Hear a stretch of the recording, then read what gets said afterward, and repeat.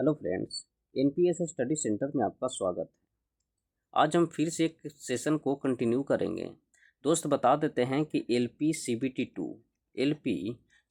To में हम जो चला रहे हैं वो एक न्यूमेरिकल का पार्ट चला रहे हैं और एक बेसिक साइंस इंजीनियरिंग का पार्ट चला रहे हैं और एक ट्रेड का पार्ट चला रहे हैं।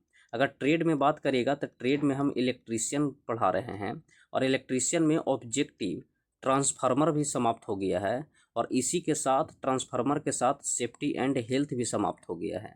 तो 2 चैप्टर है जो ट्रेड में समाप्त हो चुका है। अगर बात करेगा बेसिक साइंस इंजीनियरिंग में तो इंजीनियरिंग ड्राइंग में भी एक चैप्टर समाप्त हुआ है, इंस्ट्रूमेंट का समाप्त हो गया है।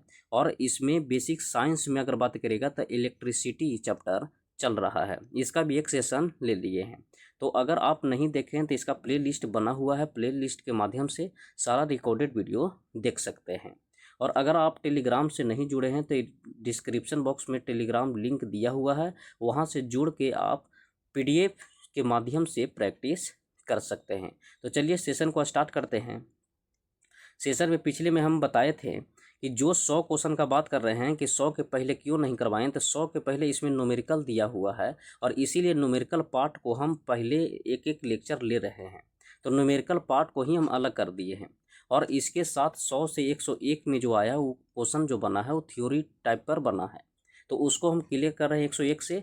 और 100 से पहले है जो अभी स्पीड एंड वेलोसिटी का चल रहा है न्यूमेरिकल। इसी तरीक़ा से निरंतर सब्जेक्ट बाय सब्जेक्ट लाते रहेंगे। तो न्यूमेरिकल का एक सेशन ही अलग से चल रहा है, इसलिए इसमें नहीं करवा रहे हैं। तो चलिए सेशन को स्टार्ट करते हैं। पिछले में हम 147 तक क्वेश्चन करवा दिए थे, इसमें 48 से शुरू करेंगे। क्वेश्चन में कहा गया है कि प्रत्यावर्ती धारा को दिष्ट धारा में परिवर्तित किया जाता है। प्रत्यावर्ती धारा का मतलब हो गया कि एसी, प्रत्यावर्ती धारा एसी टू डीसी में कन्वर्ट कौन करता है, एसी टू डीसी में कन्वर्ट कौन करता है, तो एसी से डीसी में कन्वर्ट करने का काम करता है रेक्टिफायर करता है। लेकिन रेक्टिफायर नहीं रहेगा तो एक और याद रखिएगा, कम्यूटेटर जो होता है, कम्यूटेटर जो लगा रहता है, कम्यूटेटर का भी काम होता है एसी से डीसी में बदलना, एसी से डीसी में बदलना। लेकिन कम्यूटेटर में 2 पार्ट लगा होता है, एक स्प्लिटरिंग लगा रहता है और एक स्प्लिटरिंग लगा रहता है, एक जो लगा हुआ रहता है, एक होता है स्प्लिटरिंग। ठीक है, तो एक होता है स्प्लिटरिंग और एक होता है स्प्लिट रहता है। ठीक है, तो स्प्लिटरिंग होता है जो खंडित होता है, वो एसी को डीसी में बदलता है। तो आपसे सिंपल यही पूछता है कि बताइए एसी को डीसी में बदलता कौन है, तो रेक्टिफायर का काम होता है। एसी से डीसी में बदलने का काम कौन कर रहता है, तो रेक्टिफायर होता है। और फिर कम्यूटेटर का भी काम होता है एसी से डीसी में बदलना। डायनेमो का अगर बात करेगा तो डायनेमो होता है जो आपको पता है कि यांत्रिक ऊर्जा से विद्युत ऊर्जा में कन्वर्ट करता है। ट्रांसफार्मर का बात करेगा तो ट्रांसफार्मर है जो आपको पता है कि वोल्टेज को अप डाउन करने का काम करता है, वोल्टेज को अप डाउन करने का काम करता है। तो इसका राइट आंसर हो जाएगा ऑप्शन नंबर सी। अगले प्रश्न देखिएगा। अगले प्रश्न में कहा गया है कि लोहे के ऊपर जिंक की परत चढ़ाई गई को क्या कहा जाता है। लोहे के ऊपर जिंक की परत चढ़ाने को क्या कहा जाता है, तो गैल्वेनाइजेशन कहा जाता है, गैल्वेनाइजेशन कहा जाता है। अगले प्रश्न देखिएगा। अगले प्रश्न में कहा गया है, इस प्रश्न में देखिएगा, बोला कि जब एक उच्च प्रतिरोध को निम्न प्रतिरोध के श्रेणी में जोड़ा जाता है तो मिश्रित प्रतिरोध क्या होगा। बोला है कि जब एक उच्च प्रतिरोध को निम्न प्रतिरोध के श्रेणी में जोड़ा जाता है तो मिश्रित प्रतिरोध क्या होगा। तो ये बताइए कि जब उच्च प्रतिरोध लेते हैं तो उच्च प्रतिरोध मानते हैं कि 5 ओम ले लिए और निम्न प्रतिरोध है 2 ओम हो गया। तो ये बताइए 5 और 2 जोड़ेंगे, 5 और 2 जोड़ेंगे तो कितना आ जाएगा, तो 7 ओम। अब ये बताइए एग्जाम्पल हम लिए हैं तो आपको पता है कि ये निम्न प्रतिरोध से अधिक होगा, निम्न से अधिक होगा, उच्च प्रतिरोध से कम होगा, तो उच्च प्रतिरोध से कम नहीं होगा, ये भी गलत हो गया। उच्च और निम्न प्रतिरोध के बीच में होगा तो ये भी गलत है। निम्न प्रतिरोध से कम होगा तो ये गलत है। तो इसका राइट आंसर हो जाएगा ऑप्शन नंबर ए कि निम्न प्रतिरोध से अधिक होता है, निम्न प्रतिरोध से अधिक होता है। आप एग्जाम्पल कुछ भी ले सकते हैं, जैसे कि 6 ओम भी ले सकते हैं कि 6 ओम ले लिए और 3 ओम ले लिए, इसको भी ऐड करिएगा तो 9 ओम होगा, तो छोटा से कम ही वैल्यू मिलेगा। राइट आंसर हो जाएगा ऑप्शन नंबर ए। अगले प्रश्न देखिएगा। अगले प्रश्न में कहा गया है बोला गया है कि विद्युत फिटिंग्स में एक तार को भू संपर्कित किया जाता है, भू संकृत किया जाता है, इसका कारण क्या है? बोला है कि विद्युत फिटिंग्स में एक तार को भू संकृत किया जाता है, भू संकृत किया जाता है, तो इसका कारण क्या है? तो भू संकृत करने का जो कारण होता है ये लघु पतन, मतलब यदि लघु पतन हो जाए तो धारा भूमि में चली जाएगी। यदि लघु पतन मतलब शॉर्ट सर्किट हो जाएगा तो धारा कहाँ चला जाएगा? तो भूमि में चली जाएगी। इसलिए बोला जाता है कि तार को भू संपर्कित इसलिए किया जाता है, संकृत इसलिए किया जाता है, यदि लघु पतन हो जाए तो धारा भूमि में चली जाएगी। तो राइट आंसर हो जाएगा ऑप्शन नंबर ए। अगला प्रश्न देखिएगा। अगले प्रश्न में कहा गया है कि विद्युत उपकरण में अर्थ का उपयोग किया जाता है। विद्युत उपकरण में अर्थ का उपयोग क्यों किया जाता है? तो अर्थ का उपकरण का उपयोग किया जाता है सुरक्षा के लिए। सुरक्षा के लिए हम अर्थ का उपयोग करते हैं कि बाई चांस अगर शॉर्ट सर्किट होता है तो सारा धारा कहाँ चला जाएगा? विद्युत कहाँ जाएगा? तो अर्थ में चला जाएगा। अगले प्रश्न देखिएगा। अगले प्रश्न में कहा गया है कि किसी परिपथ में एक बिंदु पर मिलने वाली धाराओं का बीजगणितीय योग क्या होता है? तो शून्य होता है। किरचॉफ्स का लॉ जो पढ़े होंगे फर्स्ट में, जो बताता है कि समस्त, जैसे कि इस पर मानते हैं सभी धाराएं आने वाले और जाने वाले, इस तरफ आ रहा है और इस तरफ आ रहा है और ये जा रहा है और ये जाने वाला, तो ये सब अगर बराबर हो जाता है और यहाँ मिल जाता है तो वो शून्य हो जाता है, तो किरचॉफ्स का प्रथम नियम है। तो वही बोला है कि किसी परिपथ में एक बिंदु पर मिलने वाली धाराओं की बीजगणितीय योग क्या होता है? तो शून्य होता है। तो राइट आंसर हो जाएगा ऑप्शन नंबर बी। अगले प्रश्न देखिएगा। अगले प्रश्न में कहा गया है, इस प्रश्न में देखिएगा, बोला है कि घरों में लगे पंखे, बल्ब आदि लगे होते हैं। तो आपको पता है कि घर में जो पंखे लगे होते हैं तो घर में जो वायरिंग होता है वो किस में होता है? तो समांतर क्रम में होता है, समांतर क्रम में होता है। तो हम कह सकते हैं कि घर में जो लगे बल्ब किस में रहता है? तो समांतर क्रम में रहता है। लेकिन यहाँ कुछ कंसेप्ट समझिएगा। एक श्रेणी क्रम होता है, एक श्रेणी क्रम होता है और एक समांतर क्रम में होता है। ये दोनों में क्या खासियत होता है कि श्रेणी क्रम में धारा समान होता है, धारा समान होता है और वोल्टेज अलग अलग होता है, वोल्टेज अलग अलग होता है। और समांतर क्रम का बात करिएगा तो इसमें वोल्टेज समान होता है, वोल्टेज समान होता है और धारा का अगर बात करेगा तो धारा क्या होता है? तो अलग अलग होता है। ये बात भी याद रखेगा कि धारा समान किस में होता है? तो श्रेणी क्रम में होता है और वोल्टेज समान किस में होता है? तो समांतर क्रम में होता है। इसीलिए घर में देखिएगा कि लाइट वगैरह या पंखा जो चलता है, एक पंखा चलाइए या 10 पंखा चलाइए, सबका रफ्तार सेम रहेगा। अगर बाई द पंखा में अगर फॉल्ट है या मशीनी में फॉल्ट है तो बात अलग है, लेकिन वोल्टेज सब जगह समान होता है, इसलिए इसका घर में वायरिंग जो होता है वो समांतर क्रम में होता है। तो राइट आंसर हो जाएगा ऑप्शन नंबर सी। अगले प्रश्न देखिएगा। अगले प्रश्न में कहा गया है कि यदि किसी भी तार की त्रिज्या आधी कर दी जाए तो उसका प्रतिरोध पर क्या प्रभाव पड़ेगा?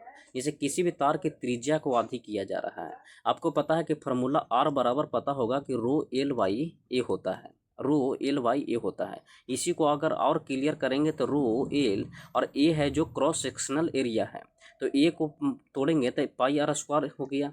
ठीक है, तो ये बताइए कि त्रिज्या को क्या कर रहा है? आधी कर दे रहा है। तो आपको पता है कि आर डायरेक्टली प्रोपोर्शनल होता है या तो व्युत्क्रमानुपाती ए होता है, तो आर व्युत्क्रमानुपाती आर स्क्वायर के भी होता है जो रेडियस है। अब रेडियस को आधा कर दीजिएगा तो ये कितना हो जाएगा? तो रेडियस को आधा करिएगा तो 1/2 का होल स्क्वायर करिएगा तो 1/4 होगा, और जब 4 ऊपर जाएगा तो कितना हो जाएगा? तो 4 गुना बढ़ जाएगा, 4 गुना। ये 16 गुना गलत दिया है, इसमें हो जाएगा 4 गुना हो जाएगा, 4 गुना हो जाएगा। अगर बेसिक से समझना चाहते हैं तो हम बेसिक से भी बता देते हैं, ये शॉर्ट मेथड है। बेसिक से अगर बात करेगा तो आर बराबर होता है रो एल वाई ए, तो एक जगह पर हम पाई आर स्क्वायर देते हैं। ये बताइए, ये पुराना है, इसको समीकरण फर्स्ट मान लीजिए। नया जो आर निकालिएगा, नया आर जो निकलेगा उस लंबाई और प्रतिरोधकता में कोई परिवर्तन नहीं हुआ है, तो पाई और आर के जगह पर 1/2 आर का होल स्क्वायर करेंगे। तो इसी को जब ऊपर लिखेंगे तो आर जो नया आएगा वो आपको पता है कि रो एल बटा पाई और 1/4 आर स्क्वायर आएगा। तो आर जो नया आएगा वो 4 ऊपर जाएगा तो 4 रो एल बटा पाई आर स्क्वायर आएगा। अब ई वाला बहुत ध्यान से देखिएगा, rho L by pi R square जो है वो किसका वैल्यू है, तो आर का वैल्यू है। तो आर जो नया मिल जाएगा वो आर का 4 गुना मिलेगा, आर का 4 गुना मिलेगा। तो हम कह सकते हैं कि कितना गुना हो जाएगा, तो 4 गुना हो जाएगा। इस 16 गुना गलत लिखा है, कितना गुना हो जाएगा, तो 4 गुना हो जाएगा। अगले क्वेश्चन देखिएगा। अगले प्रश्न में कहा गया है कि एक तार की लंबाई L मीटर है, तो तार को खींचकर उसकी लंबाई को 2L मीटर कर दी जाती है। तो अब तार का प्रतिरोध क्या होगा। दो केस यहाँ याद रखेगा कि R बराबर रो L बाई ए होता है। तो आपको पता है कि R डायरेक्टली प्रोपोर्शनल L भी होता है और R व्युत्क्रमानुपाती ए होता है। एक केस पहला हो गया। इसी तरीका से दूसरा केस याद रखिएगा। दूसरा केस का अगर बात करते हैं तो एक होता है वॉल्यूम के केस में कि आर बराबर रो एल स्क्वायर बाई भी होता है। तो R directly proportional L square होता है और आर व्युत्क्रमानुपाती होता है भी। अब ये बताइए कि अगर खींच कर कहेगा, अगर सिंपल बोलेगा कि तार की लंबाई को दुगना कर दिया जाता है तो लगा दीजिएगा ये वाला कि तार की लंबाई दुगना होगा तो प्रतिरोध भी दुगना होगा। लेकिन अगर खींच कर बोलेगा तो एल स्क्वायर वाला लगाइएगा, एल स्क्वायर वाला लगाइएगा। तो बोला है कि खींच कर किया जाता है, खींचकर उसकी लंबाई को 2L कर दिया जाता है। तो खींचने पर स्क्वायर हो जाएगा तो 2 दूनी 4 हो जाएगा। तो पहले का कितना हो जाएगा, तो 4 गुना हो जाएगा। तो राइट आंसर हो जाएगा ऑप्शन नंबर बी। बेसिक से खुद बना लीजिएगा, ये जो डायरेक्ट हम बता रहे हैं ये टाइम की इससे बचत होगा। अगले क्वेश्चन देखिएगा। अगले प्रश्न में कहा गया है कि विशिष्ट प्रतिरोध का एसआई मात्रक क्या होता है। विशिष्ट प्रतिरोध का मतलब होता है प्रतिरोधकता, और प्रतिरोधकता का क्या होता है, तो ओम मीटर होता है। अगर प्रतिरोध का बोलेगा तो प्रतिरोध का ओम होता है, लेकिन प्रतिरोधकता का बोलेगा तो ओम मीटर होता है। अगले प्रश्न देखिएगा। एक समान शुष्क सेल में विद्युत अपघटन में किसका उपयोग करते हैं। बोला है कि एक समान शुष्क सेल है, एक समान शुष्क सेल में विद्युत अपघट में किसका उपयोग करते हैं, तो अमोनियम क्लोराइड का उपयोग करते हैं। अमोनियम क्लोराइड का उपयोग करते हैं और जिंक क्लोराइड का भी उपयोग करते हैं, लेकिन यहाँ खाली जिंक दिया है तो गलत होगा। तो इसका किसका उपयोग करते हैं, तो अमोनियम क्लोराइड का उपयोग करते हैं। अगले प्रश्न देखिएगा।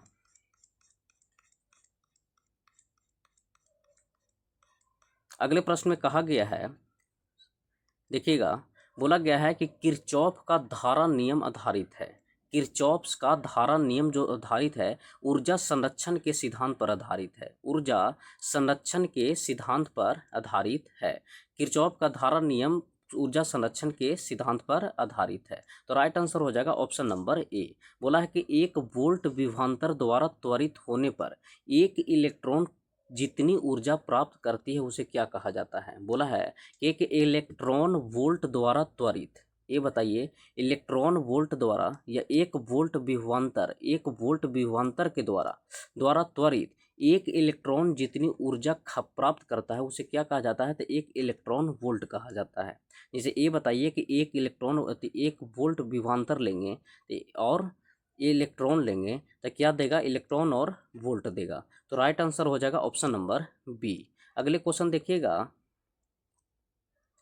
अगले प्रश्न में कहा गया है कि जब साबुन के बुलबुला आवेशित किया जाता है तब क्या होगा। जब साबुन के बुलबुला आवेशित किया जाता है तो ये क्या होगा, फैलेगा। जैसे साबुन के बुलबुला इस तरीका से लीजिएगा और इस पर अगर आवेशित करवाइएगा, तो आवेशित करेला पर क्या होगा, तो इसका आकार होगा जो फैलना शुरू कर देता है। तो हम कह सकते हैं कि इसका राइट आंसर हो जाएगा ऑप्शन नंबर बी, कि साबुन का बुलबुला जब आवेशित होता है तो यह फैलता है। अगले क्वेश्चन देखिएगा। इस क्वेश्चन में कहा गया है, देखिएगा, डायनेमो एक मशीन है जिसका काम क्या होता है। तो डायनेमो का अगर हम बात करिएगा तो डायनेमो में हम बताए थे कि यांत्रिक ऊर्जा से विद्युत ऊर्जा में बदलने का काम करता है, यांत्रिक ऊर्जा से विद्युत ऊर्जा में परिवर्तित करता है। डायनेमो का अगर बात करिएगा तो डायनेमो एक तरह से एक छोटा ट्रांसफार्मर का भाग ही है, ट्रांसफार्मर का भाग है जो यांत्रिक ऊर्जा को विद्युत ऊर्जा में परिवर्तित कर देता है। अगर विद्युत ऊर्जा से यांत्रिक ऊर्जा बोलेगा तो ये मोटर का काम होता है, ये मोटर का काम है। तो इसका राइट आंसर हो जाएगा ऑप्शन नंबर डी। अगले प्रश्न देखिएगा।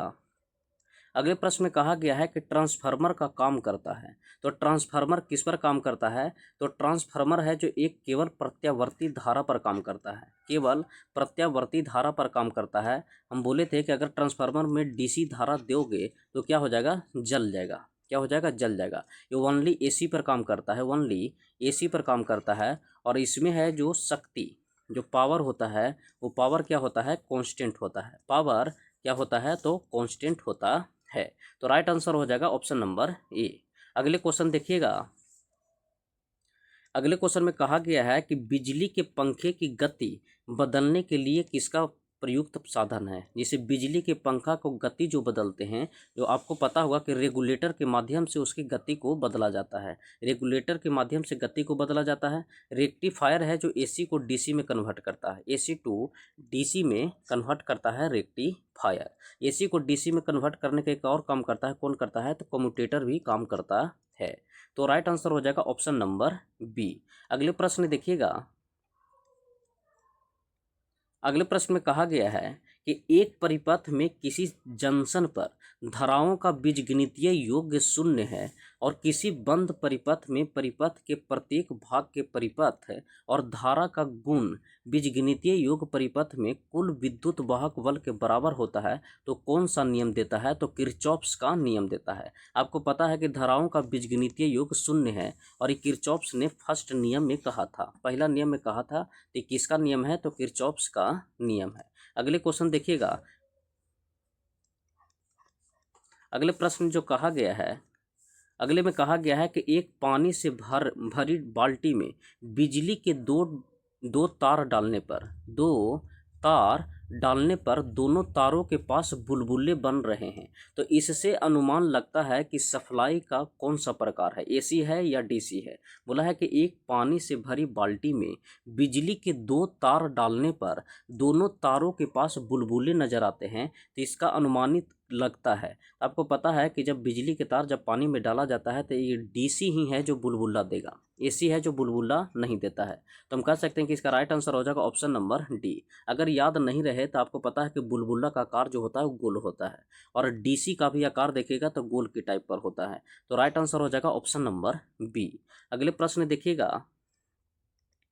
अगले प्रश्न में कहा गया है कि किसी भी पदार्थ का रेजिस्टेंस कम होता है, किसी भी पदार्थ का रेजिस्टेंस कब कम होता है? तो रेजिस्टेंस मुक्त इलेक्ट्रॉन की संख्या अधिक होने पर, वस्तु का तापमान बढ़ जाता है तब, यह ताप पर निर्भर नहीं करता है, या उपरोक्त में से कोई नहीं। समझिएगा ध्यान से। ये बताइए, हम बताए थे कि रेजिस्टेंस का फार्मूला जो होता है वो रो एल बाई ए होता है। तो ये बताइए, जितना भी इस फार्मूला में दिया हुआ फैक्ट उस पर भी रो का मान निर्भर करता है, लेकिन ये जो क्वेश्चन दिया है वो एल से कोई वास्तव या क्षेत्रफल से कोई वास्तव नहीं है। तो आर डायरेक्टली प्रोपोर्शनल तापमान का भी होता है। जब तापमान में कोई भी बदलाव होता है तो प्रतिरोध में भी बदलाव देखने को मिलता है। तो ये बताइए, वस्तु का तापमान बढ़ेगा तो रेजिस्टेंस कमेगा, तो ये गलत हो गया, क्योंकि वस्तु का तापमान जब बढ़ेगा तो रेजिस्टेंस भी बढ़ेगा। बोला यह ताप पर निर्भर नहीं करता, ये भी कहना गलत है। अब एक रह गया मुक्त इलेक्ट्रॉन की संख्या अधिक होने पर। आपको पता है कि चालक जो होता है, चालक में जो इलेक्ट्रॉनों का प्रवाह होता है जो मुक्त इलेक्ट्रॉन के कारण होता है, चालक में इलेक्ट्रॉनों का जो प्रवाह होता है, जो विद्युत का प्रवाह होता है, वो मुक्त इलेक्ट्रॉन के कारण होता है, मुक्त इलेक्ट्रॉन के कारण। अब ये बताइए, कोई भी अच्छा चालक होगा उसमें बहुत तेज़ी से मुक्त इलेक्ट्रॉन निकलेगा, और जब बहुत तेज़ी से मुक्त इलेक्ट्रॉन निकलेगा तो वहाँ प्रतिरोध का मान कम होगा। इसलिए आपको पता होगा कि चांदी का जो तत्व लेते, चांदी का तार लेते हैं, उसमें विद्युत का बहुत अच्छा चालक है। तो ये विद्युत का अच्छा चालक इसलिए है कि इसका प्रतिरोध बहुत नगण्य होता है, तो इसमें मुक्त इलेक्ट्रॉन बहुत तेज़ी से निकलेगा।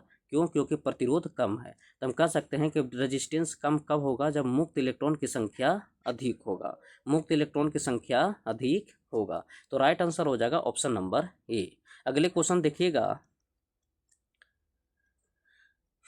अगले क्वेश्चन में कहा गया है कि ट्यूबलाइट में व्यय ऊर्जा का लगभग कितना भाग है जो प्रकाश में परिवर्तित कर देता है? जैसे कहा गया है कि ट्यूबलाइट का जो व्यय ऊर्जा खर्च होता है, जैसे ये बताइए, ट्यूबलाइट का जो ऊर्जा खर्च हुआ, मान लीजिए कुछ ऊर्जा खर्च हुआ, तो कितना % इसका भाग ऊर्जा का खर्च हुआ, इसका है जो प्रकाश में वो परिवर्तित कर देता है। ट्यूबलाइट के माध्यम से कितना व्यय ऊर्जा हुआ और इसका कितना परसेंट है जो प्रकाश में कन्वर्ट कर देता है, तो 60 से 70% है जो प्रकाश में कन्वर्ट कर देता है। तो राइट आंसर हो जाएगा ऑप्शन नंबर डी। अगले क्वेश्चन देखिएगा। इस प्रश्न में देखिएगा, इस प्रश्न में कहा गया है कि किलोवाट घंटा किसकी इकाई है। तो किलोवाट घंटा जिसकी इकाई है, तो आपको पता है कि किलोवाट घंटा है जो विद्युत ऊर्जा की इकाई है। विद्युत ऊर्जा को जो विद्युत खर्च होता है वो किस में कन्वर्ट करते हैं, तो किलोवाट घंटा में निकालते हैं, किलोवाट घंटा में निकालते हैं। लेकिन बोल देगा कि किलोवाट किसका है, तो किलोवाट होता है शक्ति का। तो यहाँ कन्फ्यूज ना होइएगा, किलोवाट बोलेगा तो शक्ति का है और किलोवाट घंटा बोलेगा तो विद्युत ऊर्जा का है। विभवांतर होता है जो वोल्ट का हो गया, विभवांतर हो गया वोल्ट का। अगले क्वेश्चन देखिएगा। अगले क्वेश्चन में कहा गया है, अगले प्रश्न में कहा गया है कि बिजली की खपत बिल किसके मापन पर आधारित होता है। जो घर में बिजली जो खपत होता है किस पर आधारित है, तो वाटेज पर आधारित है। आपको पता है कि कितना वाट का लगाइएगा, 50 वाट का, 60 वाट का, वो हिसाब से आपका बिजली भी खपत होगा। तो ये बताइए, वोल्टेज पर कोई निर्भर नहीं करता है, ओम पर भी कोई निर्भर नहीं करता है, एम्पियर पर भी नहीं, तो किस पर होता था, वाटेज पर निर्भर करता है। तो बिजली की खपत बिल किसके मापन पर आधारित है, तो केवल ऑप्शन नंबर ए होगा जो वाटेज पर आधारित है। अगले क्वेश्चन देखिएगा, तड़ित चालक का आविष्कार किसने किया था। तो तड़ित चालक का आविष्कार जो किया था वो बेंजामिन फ्रैंकलिन ने किया था, बेंजामिन फ्रैंकलिन ने किया था। लेकिन धन और ऋण शब्द किसने दिया था, धन और ऋण शब्द बोलेगा तो धन और ऋण शब्द दिया था कौन था, रीटर ने, थेल्स ने दिया था। कौन दिया था, तो थेल्स ने दिया था। तो धन और ऋण के बारे में थेल्स ने बताया था। और तड़ित चालक का आविष्कार कौन किया था, तो बेंजामिन फ्रैंकलिन ने किया था, बेंजामिन फ्रैंकलिन ने किया था। आइंस्टीन का बात करेगा तो आपको पता है कि ई बराबर एम सी स्क्वायर, ई बराबर एम सी स्क्वायर। अगले प्रश्न देखिएगा। अगले प्रश्न में कहा गया है, इस क्वेश्चन में देखिएगा, इसमें कहा गया है कि तड़ित चालक बनाए जाते हैं। तो तड़ित चालक किसे बनाए जाते हैं, तो तड़ित चालक हैं जो तांबे के बनाए जाते हैं, तड़ित चालक तांबे के बनाए जाते हैं। अगले प्रश्न देखिएगा। अगले प्रश्न में कहा गया है, बोला गया है कि नीचे दिए गए कथन ए और कारण आर दिए गए हैं, तो अध्ययन करके सही दिए गए कूटों से चुनिए। नीचे कथन ए तथा कारण आर दिए गए हैं, तो अध्ययन करके सही दिए गए कूटों को चुनना है। जैसे ए में बोला गया है कि तड़ित चालक इमारतों को नष्ट होने से बचाता है, और आर में दिया गया कारण कि आवेशों को पृथ्वी तक भेज दिया जाता है। तो आपको पता है कि बड़े बड़े इमारतों में तड़ित चालक लगा हुआ रहता है, और तड़ित चालक का काम क्या रहता है कि जैसे कि बिजली चमकता है या कुछ को अवशोषित करके और सारा आवेश होता है जो पृथ्वी में भेज देता है। तो हम कह सकते हैं कि दोनों सही है, ए और आर दोनों सही है, और आर ए के सही कारण भी है कि तड़ित चालक इमारत को नष्ट होने से बचाता है और ये आवेश को, मतलब कि चार्ज को पृथ्वी के अंदर भेज देता है। तो राइट आंसर हो जाएगा ऑप्शन नंबर ए। अगले क्वेश्चन देखिएगा। अगले प्रश्न में कहा गया है कि विद्युत बल्ब का तंतु धारा प्रवाहित करने से चमकने लगता है, तो परंतु तंतु में धारा ले जाने वाले तार नहीं चमकता है, इसका कारण क्या है। इसे समझाते हैं कि जैसे ये बताइए कि एक बल्ब ले लीजिए, तो ये बल्ब में जो तंतु लगा हुआ रहता है, ये बल्ब में जो तंतु लगा हुआ रहता है, इस तरीक़ा से मान लीजिए, तो ये बताइए कि तार के माध्यम से यहाँ प्रवेश करता है। तो बोला है कि जब ये धारा जब तंतु में प्रवेश करता है तो बल्ब चमकने लगता है, लेकिन ये तार नहीं चमकता है। क्यों, तो आपको पता है कि तार नहीं चमकता है क्यों, क्योंकि तंतु का प्रतिरोध होता है जो तार की अपेक्षा अधिक होता है। तंतु का प्रतिरोध तार की अपेक्षा क्या होता है, तो अधिक होता है। अब तार की अपेक्षा अधिक इसलिए होता है कि जैसे मानते हैं कि तंतु का प्रतिरोध ज़्यादा होगा तो विरोध ज़्यादा होगा, और विरोध ज़्यादा होगा तो चमक ज़्यादा उड़ता है, चमक ज़्यादा उड़ता है। तो तंतु का प्रतिरोध तारों की अपेक्षा अधिक होता है। तो राइट आंसर हो जाएगा ऑप्शन नंबर सी। अगले प्रश्न देखिएगा। अगले प्रश्न में कहा गया है कि शुष्क बैटरी में निम्नलिखित में से किनका विद्युत अपघट्ट के रूप में प्रयोग किया जाता है। तो हम पीछे भी बताए हैं कि शुष्क जो बैटरी होता है उसमें अमोनिया क्लोराइड रहता है, अमोनियम क्लोराइड और जिंक क्लोराइड का विद्युत अपघट्ट में प्रयोग करते हैं। तो राइट आंसर हो जाएगा कि किसका, तो अमोनिया क्लोराइड और जिंक क्लोराइड का प्रयोग करते हैं। अगले क्वेश्चन देखिएगा। अगले प्रश्न में कहा गया है, बोला गया है कि समानता प्रयोग में लाई जाने वाली प्रदीप्ति ट्यूब लाइट पर निम्नलिखित में से कौन सा अंकित होता है। तो प्रदीप्ति ट्यूब लाइट पर कौन सा अंकित मान होता है जो बताना है। अगर प्रदीप्ति ट्यूब का अगर बात करिएगा तो प्रदीप्ति ट्यूब में कितना केल्विन मान जो होता है वो भी बताना है। तो इस पर 6500 केल्विन 6500 केल्विन ट्यूब लाइट पर रहता है। तो अंकित कितना रहता है, तो 6500 केल्विन अंकित किया जाता है। अगले क्वेश्चन देखिएगा। अगले में बोला गया है कि मानव के शरीर को शुष्क अवस्था में, जो सूखा अवस्था में विद्युत प्रतिरोध कितना होता है। तो सूखा अवस्था में 10,000 ओम होता है। सूखा अवस्था में 10,000 ओम होता है। तो राइट आंसर हो जाएगा ऑप्शन नंबर बी। अगले प्रश्न देखिएगा। अगले प्रश्न में कहा गया है कि विद्युत उत्पन्न करने के लिए कौन सी धातु का उपयोग किया जाता है। तो विद्युत उत्पन्न करने के लिए हम तांबा का उपयोग करते हैं। विद्युत उत्पन्न करने के लिए तांबा का उपयोग करते, माफ करिएगा, इसका तांबा का नहीं, विद्युत धारा उत्पन्न करने के लिए बोला है तो यूरेनियम का उपयोग करते हैं। ईंधन के रूप में यूरेनियम 92 जिसका उपयोग करते हैं यूरेनियम का, तो यूरेनियम से जब इसको न्यूट्रॉन से प्रहार करवाया जाता है, न्यूट्रॉन से, तो इसमें 3 न्यूट्रॉन निकलता है और साथ में क्या निकलता है, तो ऊष्मा निकलता है। तो 3 न्यूट्रॉन से एक न्यूट्रॉन है जो इससे फिर से दोबारा अटैक कराया जाता है और 2 न्यूट्रॉन को अवशोषित कर लिया जाता है।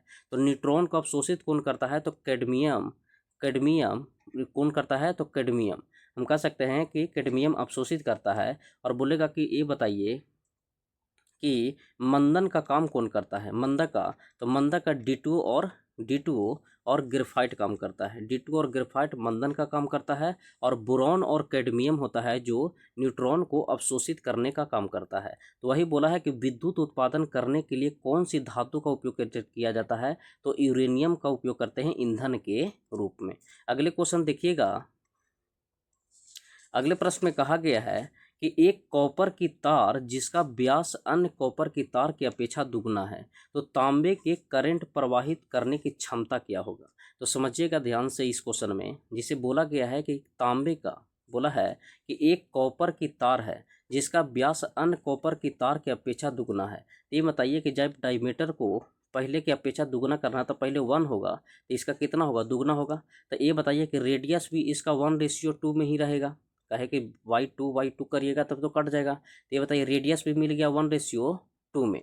अब बोला है कि करंट प्रवाहित क्या होगा, तो आपको पता है कि R डायरेक्ट इन्वर्स प्रोपोर्शनल होता है R² का। R इसे इस तरीका से लिख सकते हैं कि ये क्षेत्रफल, तो ये बताइए क्षेत्रफल का πr² लिखिएगा और पाई को हटा के हम R² कर सकते हैं। तो ये बताइए 1/r व्युत्क्रमानुपाती होता है 1/r² का। अब ये बताइए कि V बराबर होता है IR, V बराबर IR होता है। ये बताइए कि R व्युत्क्रमानुपाती होगा I के, या इस तरीका से लिख सकते हैं कि I व्युत्क्रमानुपाती होगा R के। अभी बताइए R का मान कितना है, तो R का मान अगर निकालिएगा तो R दिया रेडियस को दुगना कर दिया है, रेडियस को कितना किया गया है, दुगना। तो ये बताइए कि R हम कह सकते हैं कि R कितना हो गया होगा, नया आया होगा जो 4 आया होगा 1/4। तो 1/4 जब यहाँ करिएगा तो 4 तो ऊपर चल जाएगा और 4 ऊपर चल जाएगा तो हम कह सकते हैं कि 4 गुनी क्या हो जाएगा, तो 4 गुनी हो जाएगी। इसका राइट आंसर हो जाएगा ऑप्शन नंबर सी कि 4 गुनी हो जाएगी। समझिएगा फिर से, थोड़ा क्वेश्चन है जो 1-2 क्वेश्चन से 2 फार्मूला से मर्ज करवाया है। आपको पता है कि V बराबर जो होता है वो IR होता है। तो ये बताइए कि आपको ये भी पता है कि I व्युत्क्रमानुपाती होगा R का जब वोल्टेज स्थिर रखा जाता है। तो पहला केस। दूसरा केस में R इन्वर्स प्रोपोर्शनल होता है एरिया का, तो R इन्वर्स प्रोपोर्शनल होगा πr²। तो इसी को R बराबर R व्युत्क्रमानुपाती रेडियस के स्क्वायर होगा और रेडियस का स्क्वायर करेंगे तो ये बताइए व्यास को दुगना कर रहा है तो रेडियस भी दुगना हो जाएगा। तो व्यास को दुगना करेंगे तो रेडियस भी दुगना हो जाएगा। तो ये बताइए कि दुगना होगा तो 2R का स्क्वायर करेंगे तो 4R² हो जाएगा, 4R² हो जाएगा। और ये 4 जब ऊपर जाएगा तो हम कह सकते हैं कि R का जो मान हम सीधे यहाँ से ले सकते हैं कि R का मान 1/4 आएगा। तो R का मान 1/4 जब यहाँ बैठाइएगा तो व्युत्क्रमानुपाती में 1/4, तो 4 ऊपर जाएगा तो हम कह सकते हैं कि R कितना हो जाएगा, 4 गुना हो गया। आर कितना हो गया 4 गुना, तो इसका राइट आंसर हो जाएगा ऑप्शन नंबर सी 4 गुनी हो जाएगी। इसे डायरेक्ट बनाने का मेथड है, लेकिन अगर फार्मूला के माध्यम से प्रूव करिएगा कि फार्मूला के माध्यम से, तो बहुत लंबा चल जाएगा। वहाँ लंबा जाने का हम प्रोसेस भी बता देते हैं, आप उस तरीका से निकाल भी सकते हैं। आर डायरेक्ट आर बराबर रो एल बाई ए निकालिएगा, फिर इसी को आर को फिर निकालिएगा रो एल बटा पाई आर स्क्वायर, फिर इसी को आर निकालिएगा रो एल बटा डायमीटर दुगुना किया है तो क्या हो जाएगा, रेडियस भी दुगुना हो जाएगा, तो 2r का होल स्क्वायर। और इसी तरीका से करते जाइएगा, फिर v बराबर आई आर वाला मेथड पर बैठाइएगा, तब आंसर आपको सी मिलेगा। अगले क्वेश्चन देखिएगा,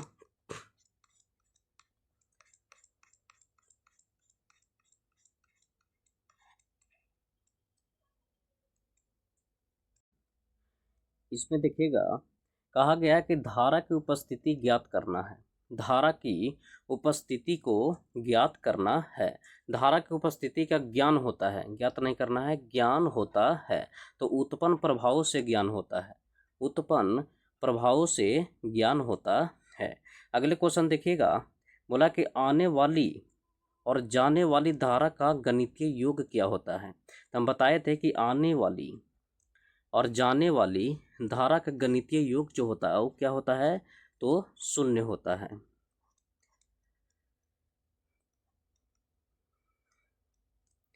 इस प्रश्न में देखिएगा कहा गया है कि किरचॉफ्स के दूसरे नियम के अनुसार, किरचॉफ्स के दूसरे नियम के अनुसार क्या होता है। तो दूसरे नियम के किरचॉफ्स में होता है कि वोल्टेज ड्रॉप का गणितीय योग और ईएमएफ का गणितीय योग क्या होता है, तो शून्य होता है। लेकिन फर्स्ट नियम में क्या बोलता है कि समस्त धाराओं का बीजगणितीय योग शून्य था, समस्त धाराओं का बीजगणितीय योग क्या था, शून्य था। लेकिन दूसरा नियम में बोला है कि वोल्टेज ड्रॉप के गणितीय योग और ईएमएफ इलेक्ट्रोमोटिव फोर्स का गणितीय योग क्या होता है, तो शून्य होता है।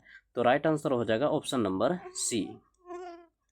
अगले प्रश्न देखिएगा, इसमें कहा गया है कि धारा प्रवाह स्थापित करने के लिए न्यूनतम आवश्यकताएं हैं। धारा प्रवाह कराने के लिए, ये बताइए कि धारा प्रवाह कराने के लिए न्यूनतम मतलब कोई भी परेशानी नहीं होना चाहिए, तो उसमें क्या होना चाहिए, तो वोल्टेज स्रोत और चालक होना चाहिए, वोल्टेज स्रोत और चालक होना चाहिए। तो राइट आंसर हो जाएगा ऑप्शन नंबर बी। ये बताइए अचालक दिया था ये नहीं होगा, ये बताइए रजिस्टर दिया था, ये रेसिस्टर दिया था, ये भी नहीं होगा, और स्विच लगाइएगा तो ये भी नहीं होगा, फ्यूज भी नहीं, लेकिन आसान पड़ेगा वोल्टेज स्रोत और चालक।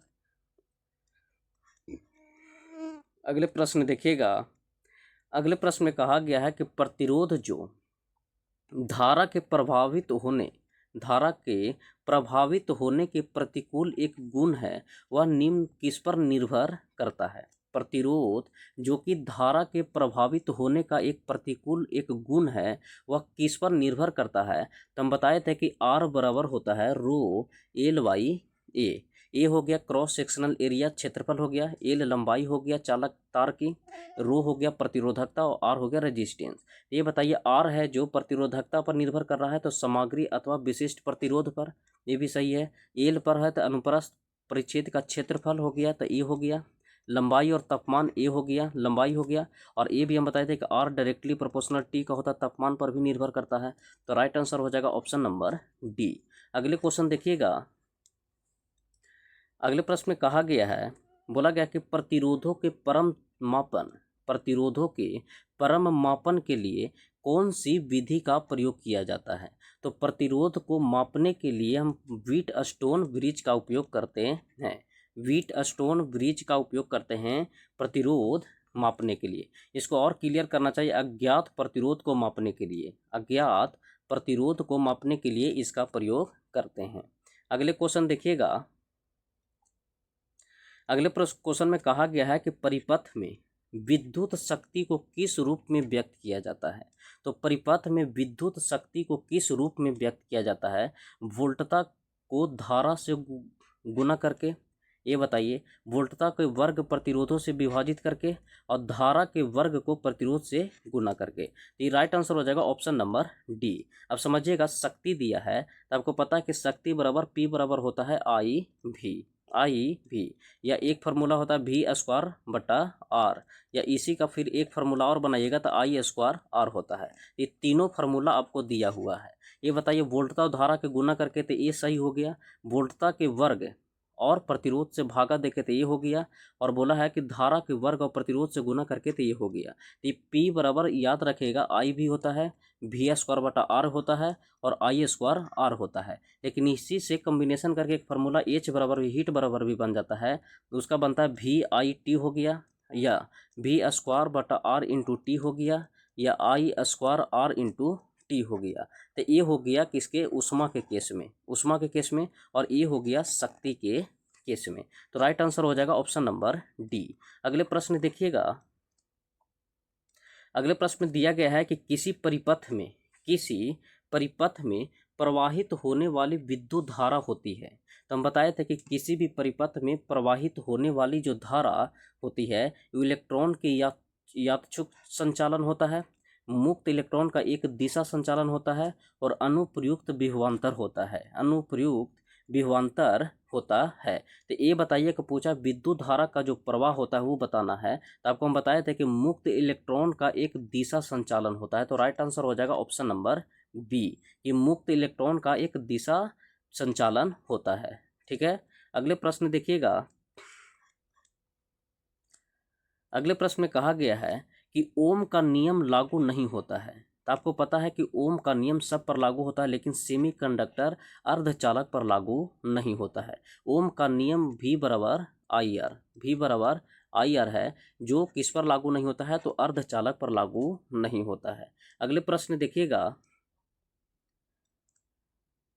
अगले प्रश्न में कहा गया है कि संधारित्र किस में ऊर्जा रखता है।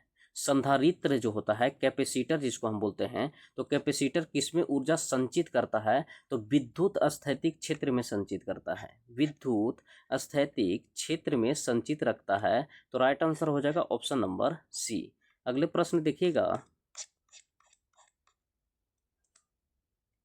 अगले प्रश्न में कहा गया है कि इलेक्ट्रॉन वहन करता है। इलेक्ट्रॉन क्या वहन करता है, तो इलेक्ट्रॉन आपको पता है कि इलेक्ट्रॉन जो होता है वो ऋणावेशित होता है। तो हम कह सकते हैं कि एक यूनिट ऋणावेशित वहन करता है, एक यूनिट ऋणावेशित वहन करता है। अगले प्रश्न देखिएगा कि माइका क्या है।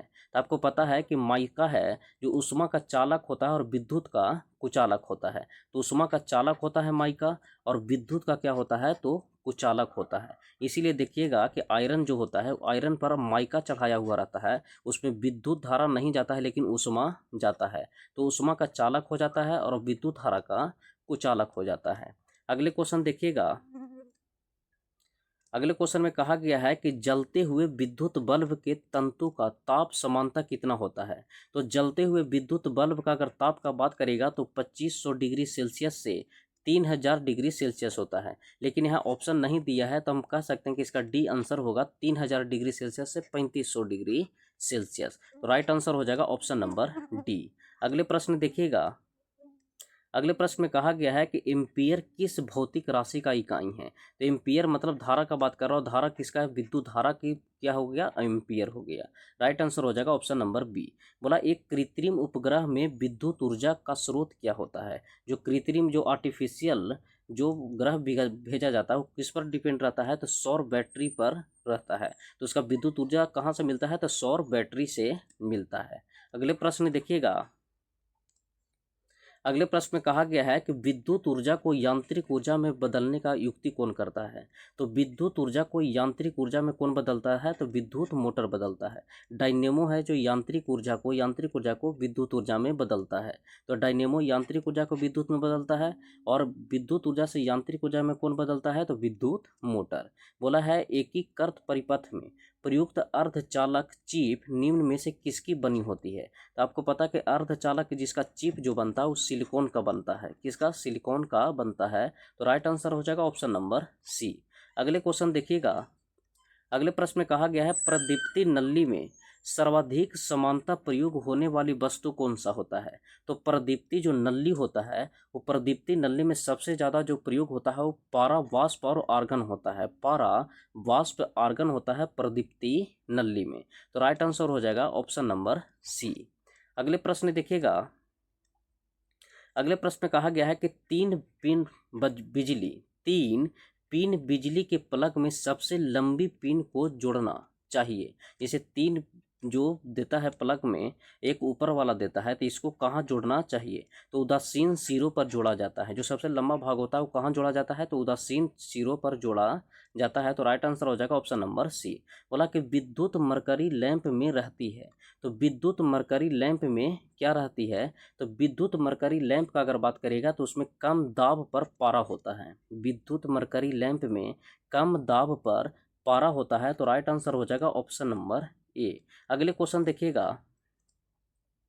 अगले प्रश्न में कहा गया है कि प्रत्यावर्ती धारा को दिष्ट धारा में परिवर्तित करने के लिए उपयुक्त युक्ति कौन सा है? तो रिपीट क्वेश्चन किया है। एसी को डीसी में बदलने के लिए हम बताए थे कि एसी को डीसी में बदलने के लिए किसका उपयोग करते हैं? तो रेक्टिफायर का उपयोग करते हैं। रेक्टिफायर का उपयोग करते हैं।